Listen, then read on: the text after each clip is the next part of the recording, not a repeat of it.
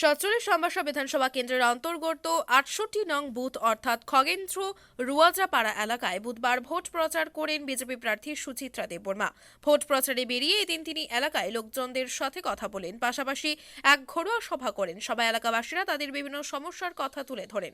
পরে বিজেপি প্রার্থী সুচিত্রা দেববর্মা জানান তিনি নির্বাচনে জয়ী হলে এলাকার সমস্যাগুলি সমাধানের উদ্যোগ গ্রহণ করবেন। পাশাপাশি তিনি জানান প্রতিটি এলাকার জনগণ ওনার পাশে অর্থাৎ বিজেপি দলের পাশে রয়েছে।